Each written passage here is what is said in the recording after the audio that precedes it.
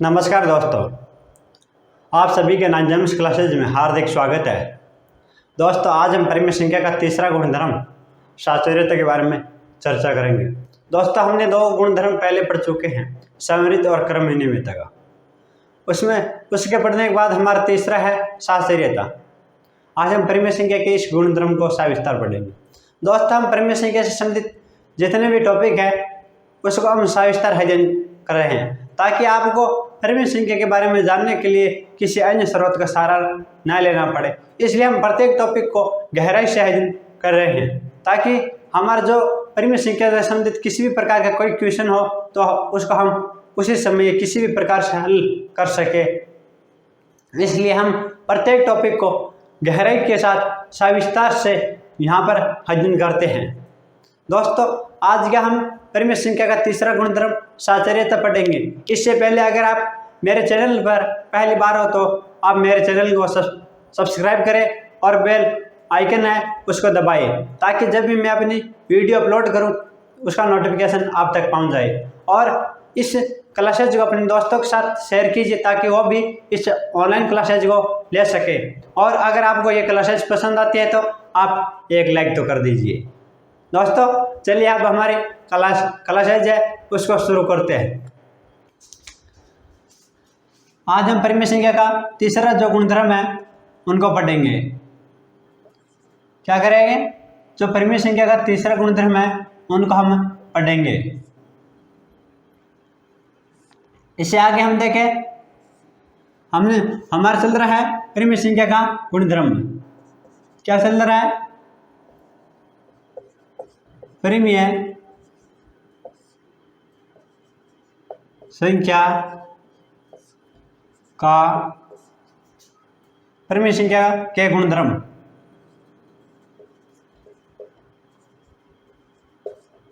हमारे परिमेय संख्या के गुणधर्म है वो चल रहे हैं, उसमें हम दो पढ़ लिए हैं, पहला संवृत्त, दूसरा क्रम विनिमयता। आज हमारा तीसरा गुणधर्म रहेगा वो रहेगा साचर्यता। साचर्यता का गुणधर्म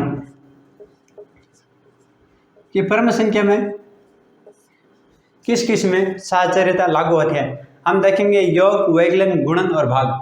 हम देखेंगे कि इनमें साचर्यता लागू होती है या नहीं होती है। अगर हम पहले योग की बात करें, हम लेते हैं योग को। अगर हम योग की बात करें तो हम कैसे पता लगाएं कि योग में साचर्यता लागू होगी या नहीं होगी? इसका कौन सा नियम है जो ये सिद्ध करेगा कि इस वैकलन योग में कि परिमेय संख्या में साचर्यता लागू है या नहीं है? ऐसा कौन सा नियम है जो ये बताएगा? तो इसमें योग में सीधा साधा है कि जब हमें तीन परिमेय संख्या दी गई होगी, माना कि तीन परिमेय संख्या है ए, बी और सी। यही क्या है? तीन परिमेय संख्या है। कौन सी? ए, बी और सी। ये हमें तीन परिमेय संख्या दी गई होगी। हमें ये ज्ञात करना होगा कि ए प्लस कोष्टक बी प्लस सी बराबर ए प्लस बी कोष्टक प्लस सी। जब ये हमें तीन परिमेय संख्या दी गई होगी ए, बी, सी, और हमें ए, बी हमें ज्ञात करना होगा कि ए प्लस कोष्टक बी प्लस सी बराबर हमारे क्या होगा? कोष्टक ए प्लस बी कोष्टक प्लस सी। जब ये इन दोनों का मान जब बराबर होगा तो योग में साचर्यता परिमेय संख्याओं के अंतर्गत लागू होगी, नहीं तो नहीं होगी। तो हम देखते हैं, तीन परिमेय संख्या लेते हैं, उनको उदाहरण के द्वारा समझते हैं कि किस प्रकार लागू होगी, किस प्रकार नहीं होगी। तो उदाहरण 2/3 प्लस -5/4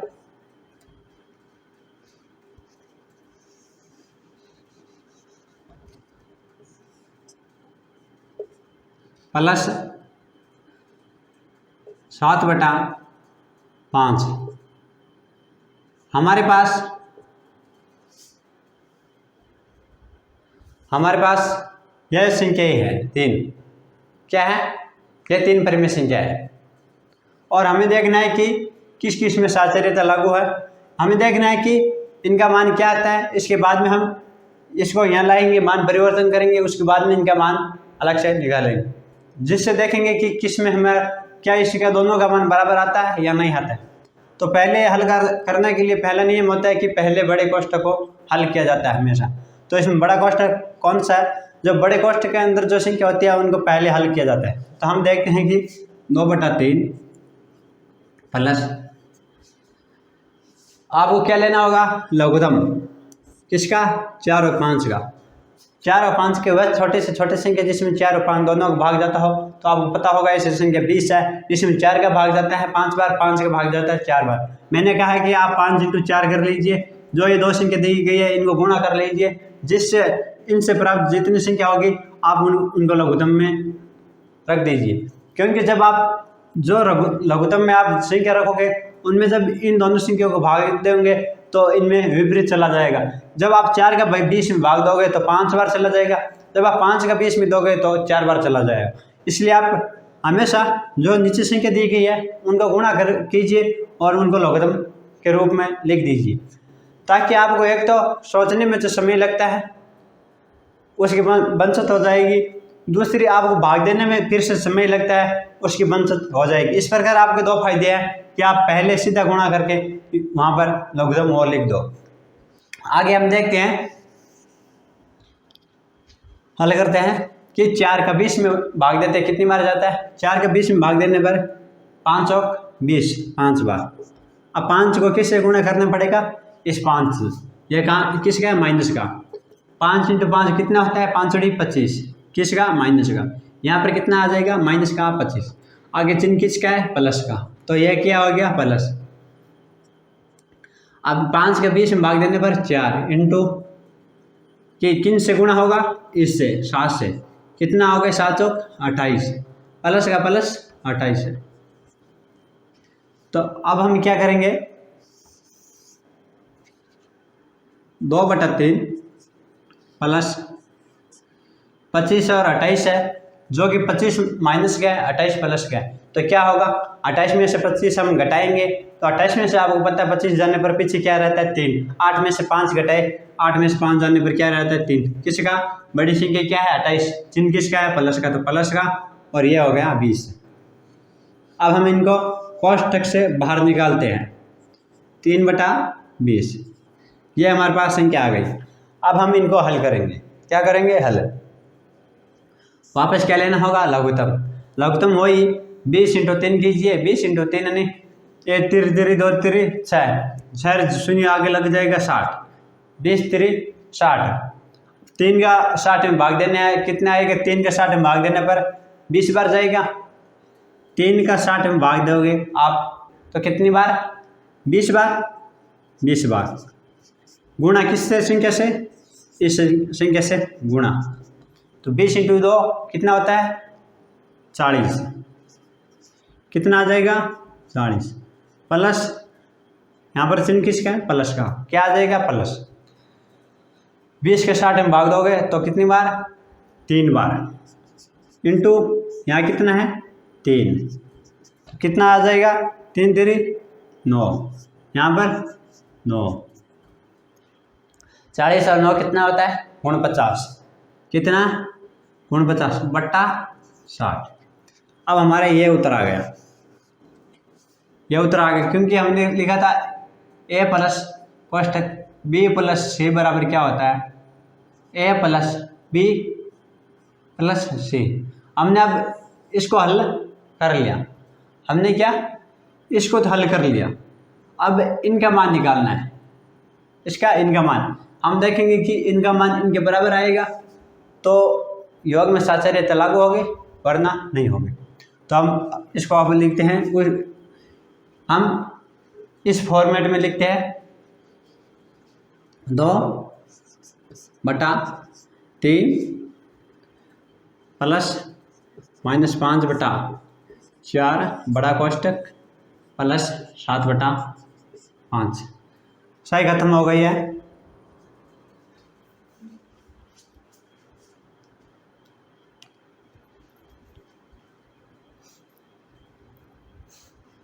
क्या आएगा, यहाँ पर 2/3 -5/4 हो, उसको कोष्टक से बाहर निकाल कर हमने क्या कर लिया, 2/3 है इसके साथ कोष्टक के अंदर लिख दिया, और 7/5 है उसको कोष्टक से क्या कर लिया, बाहर निकाल दिया।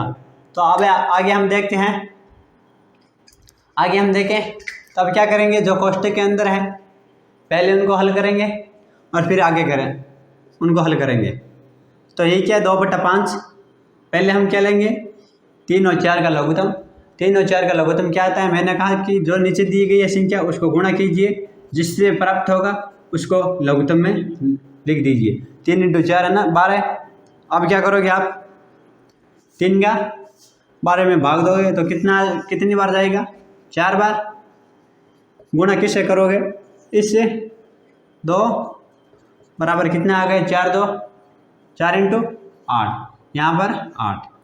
आगे क्या है, 4 के बारे में भाग दीजिए आप, कितनी बार, 3 बार, 3 बार। आगे क्या है, गुणा किससे होगा, 5 से। तो यहाँ पर क्या है, -5, तो -5 कितना हो जाएगा, -15। तो यहाँ पर क्या हो जाएगा, -15। तो आंसर क्या आ गया, 15 में 8 घटाने पर -7/12 प्लस क्या आएगा, 7/5 ये है। अब हमें क्या करना है, इसका लघुत्तम लेना है, किसका, 7/5 12 और -7/12 और प्लस 7/5 का लघुत्तम लिया। 12 × 5 कितना होता है, 60, 12 पंजो 60, लघुत्तम आया 60। 12 के जब 60 में भाग देते हैं तो कितनी बार जाएगा, इस 12 है, इस 12 का इसमें 60 में भाग दो आप। तो 12 का 60 में भाग देने पर 12 के पहले 5 बार बोलते तो 60 आता है, तो कितनी बार गया भाग, 5 बार। 5 को गुणा किससे करोगे, इस -7 से, इससे -7 से गुणा किया तो कितना आया, 35, माइनस का 35। आगे चिन्ह किसका है, प्लस का। आगे आप क्या करोगे, ये 5 है, इस 5 का 60 में भाग दो। 5 के 60 में भाग दोगे तो कितनी बार जाएगा, 12 बार, यानी कितनी बार, 12 बार। तो अब कितनी बार गया, 12। गुणा किससे करोगे आप, 7 से, इंटू 7 कितना होता है, 14 1 और 8 84, 12 7 84। तो यहाँ पर कितना हो जाएगा, 84, कितना हो जाएगा, 84। जब आप 84 में से -35 घटाओगे तो कितना रहेगा, घटाए, ये है 84, इसका -35। यहाँ पर 4 में से 5 जाते हैं तो यहाँ से एक हासिल, तो यहाँ पर 14 हो गए। 14 में से 5 जाने पर 9, यहाँ पर 7 बचे, 7 में से 3 घटाने पर 4, कितने, 49। कितने 49। तो यहाँ पर कितना हुआ, 49/60। तो ये मान और ये मान क्या है, समान है। इन दोनों मानों में कोई अंतर नहीं है, हमने देखा कि ये मान समान प्राप्त हो रहे हैं। अंत है क्या होगा, परिमेय संख्या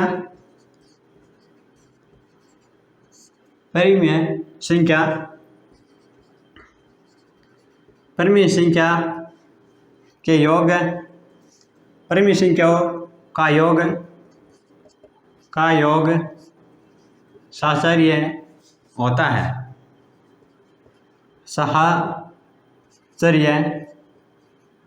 साहचर्य होता है।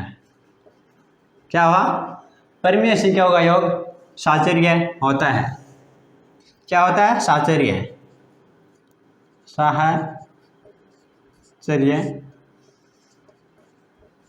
होता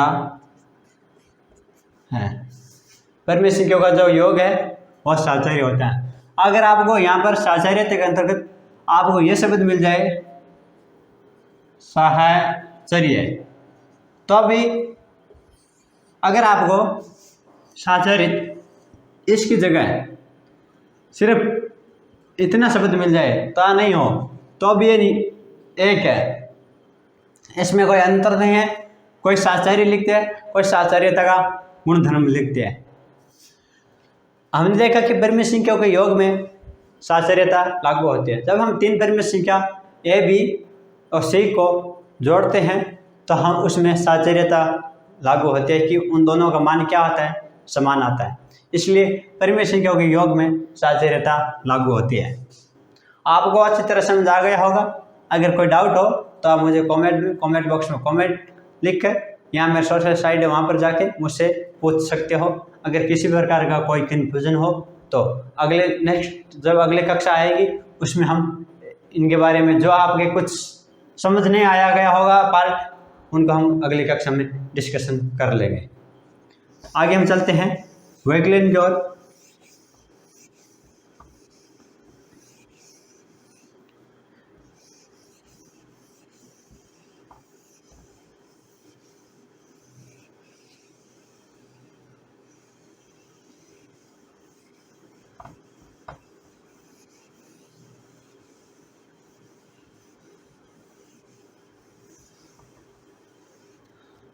आगे हम लेते हैं वैकलन।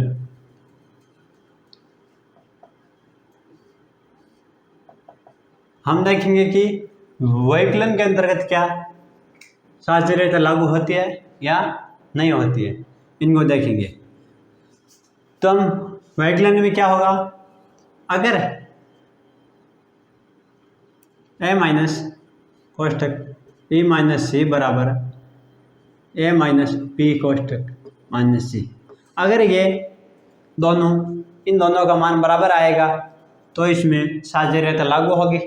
अगर इनका मान बराबर नहीं आएगा तो इसमें साचार्यता लागू नहीं होगी। तो हम उदाहरण लेते हैं, देखते हैं कि इनका मान बराबर आता है या नहीं आता है। हम देखते हैं यहाँ पर।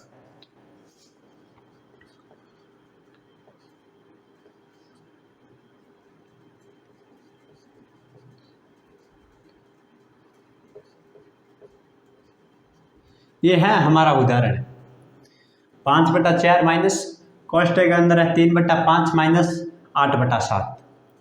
पहले क्या करना है आपको पता है। आप जो है कोष्ठक के अंदर, बड़े कोष्ठक के अंदर पहले उनको हल कीजिए। अगर आप चाहो तो इनको बराबर रख कर भी हल कर सकते हो। इस प्रकार इन दोनों का मान है, इस प्रकार आप इन संख्याओं को बराबर रख के हल कर सकते हो। लेकिन उससे क्या होगा, आपको अगर आप एक को एक बार करोगे तो आपको आसानी होगी, बराबर करोगे LHS बराबर RHS तो आपको दिक्कत आ जाएगी। तो पहले हमें क्या करना पड़ता है कि पहले बड़े कोष्ठक को हल करना पड़ता है। क्या करना है, पहले बड़े कोष्ठक को हल। बड़े कोष्ठक को यहाँ पर हल करने के लिए 7 और 5 का क्या लेना होगा, लघुत्तम। 7 और 5 का लघुत्तम लेने पर कितना आता है, 7 × 5 कितना होता है, 7 × 5 यानी 35। कितना, 35। 5 का भाग हम देते हैं 35 में। हम 5 का पार्ट कितनी बार बोले कि हमें 35 आ जाए। हमने देखा कि 5 बार से हम 5 का पार्ट 7 बार बोलते हैं तो हमारे 35 आता है। तो भाग कितनी बार गया, 7 बार। 7 को किससे गुणा करना है, इस 3 से। किससे, इस 3 से। तो 7 × 3 कितना हो गया, 21। यहाँ पर 21। आगे हम देखते हैं माइनस का माइनस। 7 को 35 में कितनी बार भाग जाएगा, 5 बार। 5 × 8 है, कितने होता है, 40। यहाँ पर 40। अब हम इसको कोष्ठक हम आगे हल करते हैं। माइनस 40 में से 21 घटाने पर कितने रहते हैं, माइनस का 19। 19/35। अब हम इन संख्याओं को कोष्ठक से बाहर निकालते हैं तो क्या आएगा, यहाँ पर माइनस है, यहाँ पर माइनस है। माइनस × माइनस क्या होता है, प्लस। तो प्लस 19/35 क्या आ गया, 19/35। हमने लघुत्तम लिया कितने, 35 × 4 20 तो और 12 2 14, इतना 140। वह छोटी से छोटी संख्या जिसमें 4 और 35 दोनों का भाग जाता हो, तो अगर आप इसको ज्ञात करोगे तो आपका बहुत ही समय लगेगा। तो इसलिए आप 35 × 4 कीजिए। 35 × 4 करने पर हमारे पास 140 आते हैं। फिर हम क्या करेंगे, 4 का भाग 140 में 4 का भाग देंगे। तो मैंने कहा कि जो ये संख्या है इतनी बार जाएगा, 4 का 140 में भाग जाएगा कितनी बार, 35 बार। 35 × 5 कितना, 25, 2, 15, 2, 17, 175 प्लस, अब किसका भाग देना है, 35 का, किस में, 140 में, कितनी बार, 4 बार। 4 इंटू आगे 19 को 4 से गुणा करने पर 9 चौक 36, 3 4 3 7, कितना, 76। तो 175 है, उसमें 76 आप जोड़ दो, कितने में, 175 है, उसमें आप क्या करो, 76। तो 76 जोड़ने पर 1 14 5 1 और 2 कितने आ गए, 251। कितने, 251। 251 बटा 140, ये हमारा यह मान आ गया। कौन सा, इसका मान। हम इसको हल करते हैं यहाँ पे। तो हमने 5/4 माइनस 3/5 बड़ा कोष्टक माइनस 8/7। पहले हम क्या करेंगे, बड़े कोष्टक को हल। तो 4 और 5 का लघुत्तम लेने पर 4 × 5 यानी 5, 4 × 5 यानी 20, 4 × 5 बराबर होता है 20।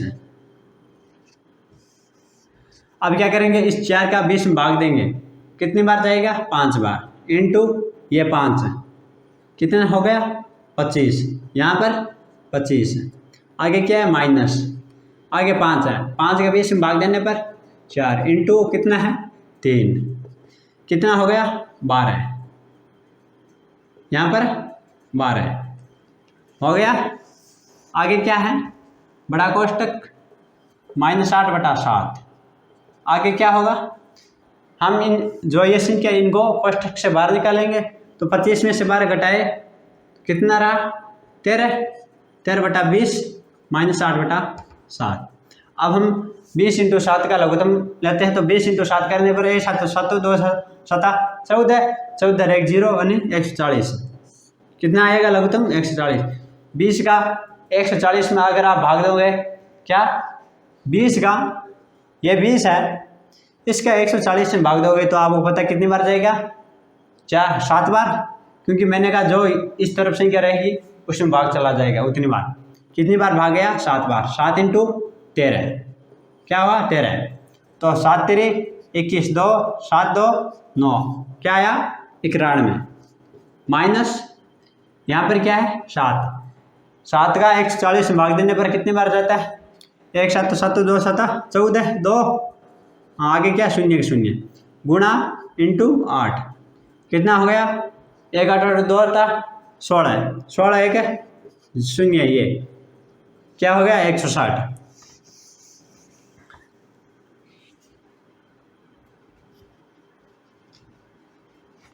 कितना हो गया, 160।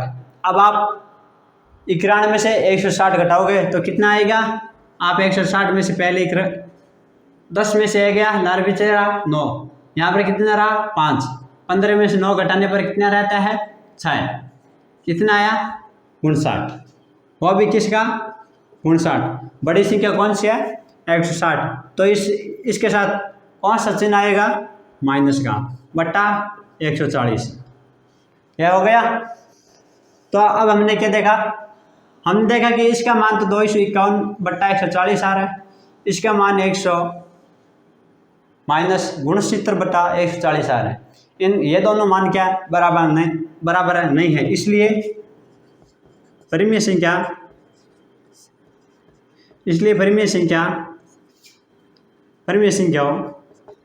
ए बी व सी के लिए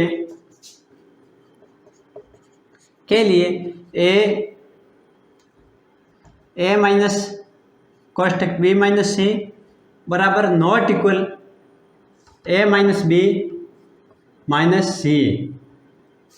परिमेय संख्याओं ए बी सी के लिए ए माइनस कोष्टक B minus C not equal A minus B, इन दोनों का मान क्या है, बराबर नहीं होता है। का मान बराबर नहीं है।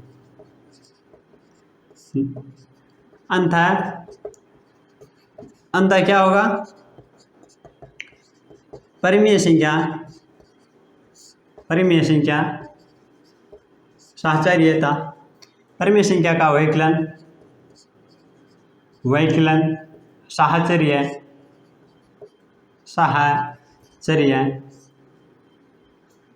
क्या होगा, साहचर्यता साहचर्य नहीं होगा, नहीं होता है।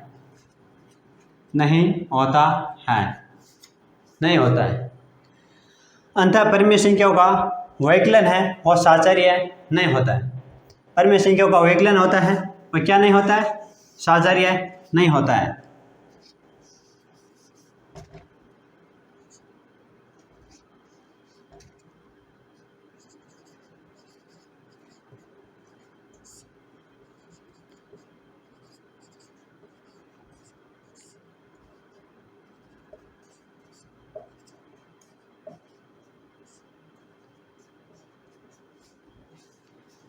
अंतः परिमेय संख्याओं का वैकलन है वह साहचर्य नहीं होता है। इस प्रकार हमने देखा कि पहले हमने देखा कि परिमेय संख्याओं के योग में साहचर्यता, तो हमने देखा कि परिमेय संख्याओं के योग में साहचर्यता नहीं होती है और होती है, हमने देखा कि योग में परिमेय संख्याओं में साहचर्यता का जो गुणधर्म है वो लागू होता है कि जब हम 2-3 परिमेय संख्याओं के में साहचर्यता का नियम लागू करें, गुणधर्म लागू करें, तो हमें उसका मान एक समान प्राप्त होता है। बाद में हमने देखा कि वैकलन में हमने साहचर्यता के गुणधर्म को लागू किया तो हमने पाया कि इन दोनों का मान समान नहीं हारा, इसलिए वैकलन में परिमेय संख्या के 3 परिमेय संख्या दी गई है, उनके वैकलन में जो साहचर्यता गुणधर्म है वो लागू नहीं होता दोस्तों। इसलिए आज हमने ये 2 गुणधर्म योग और वैकलन के पूरे कर लिए। अब हमारे पीछे इनमें इसी भाग में साहचर्यता में 2 और रह गए, गुणा और भाग के, उनको हम अगले क्लासेज में हम देखेंगे कि उनमें कौन सा है जिसमें लागू होता है साहचर्यता, कौन सा नहीं है, उनमें हम देखेंगे। दोस्तों आज की क्लासेज हम इसी टॉपिक तक ले जाएंगे। कल के क्लासेज को हम इससे आगे का जो टॉपिक है गुणन और भाग उससे शुरू करेंगे। तो दोस्तों आप इस क्लासेज में हमेशा बने रहे, आप इस क्लासेज को देखते रहे और अपने साथियों को भी इस क्लासेज के बारे में बताएं और इसे शेयर कीजिए ताकि वो भी इसको ले सके। और अगर आप मेरे चैनल पर पहली बार हो तो इसे सब्सक्राइब करें और अगर आपको ये क्लासेज पसंद आ रही है तो इसे लाइक ज़रूर करें। दोस्तों आप खुश रहो, मस्त रहो, राजी रहो और आपका दिन शुभ हो।